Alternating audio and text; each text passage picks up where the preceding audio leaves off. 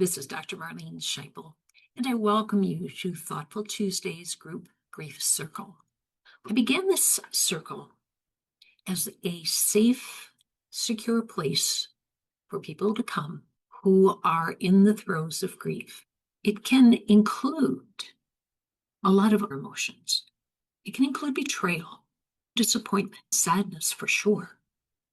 It can include a whole gamut of doubts and fears, all of which make the grieving that much more difficult. So I started the circle as a place for people to come to be able to express whatever they were feeling, to be able to let that go, to have it be heard, to not be so deeply entrenched in it, to be able to make a step forward, not rushing that step, taking a metered step forward. And in order to do that, one of the most profound techniques has to do with breathing. Every cell needs oxygen to stay strong and healthy, needs oxygen if you injure it in order to heal. Now, I've had clients say to me, well, I must be breathing. I'm still alive. Necessarily, are you so fully alive if your breathing is faulty? Because the body is able to survive on minimum oxygen, but it doesn't survive well. So it needs maximum oxygen. In order to have oxygen there for the blood to pick up and carry throughout all of the cells of your whole organism. And that breathing also brings vitality. It brings a sense of groundedness and a sense of emotional balance. It brings together all of those different aspects of the persons whom we are: physical, mental, emotional, and spiritual. All very important for the whole person whom you are. Knowing how to deal with that, knowing how to begin to express it, not to have it tightened up inside, but to be able to free it and let it start dissipating, is what we're about at Thoughtful Tuesdays Group Grief Circle. So imagine now that along with me, you begin to exhale.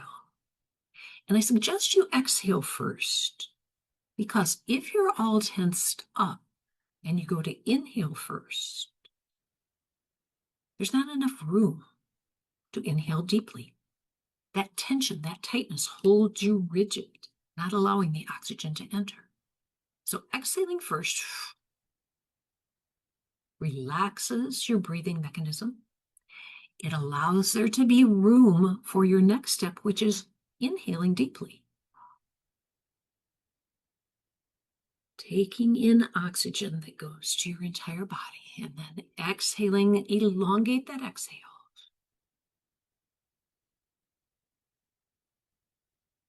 Elongating the exhale taps into your parasympathetic nervous system. And your parasympathetic nervous system is the part of your body that's set up, especially designed, to be able to relax deeply.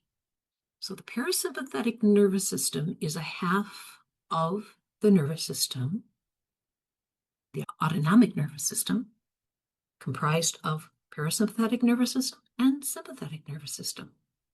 Sympathetic nervous system is your fight or flight response. So you get into a situation of threat, and your sympathetic nervous system keys up your body. Blood pressure rises, heartbeat goes, insulin increases.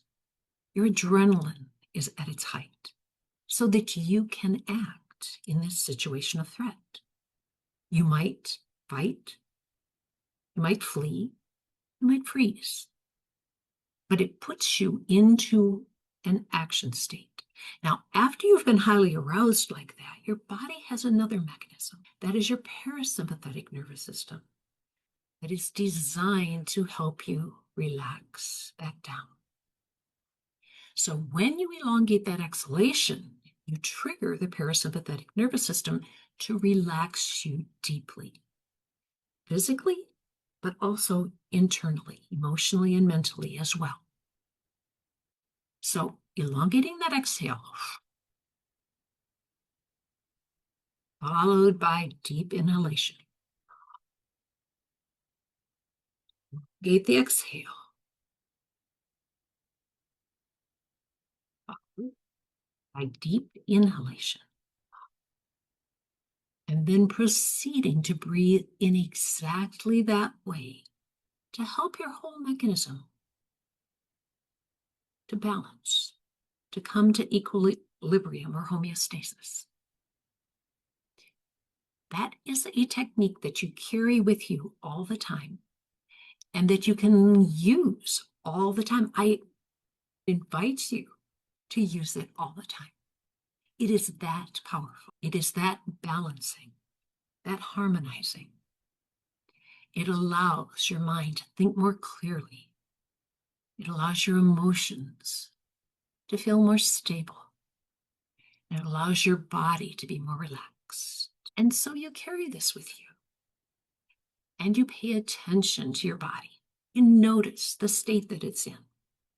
You notice what's going on for you. And when you want to relax it more, you begin this deep, slow breathing. I encourage you to use this technique, to use it often, and then to notice the benefit that you're creating.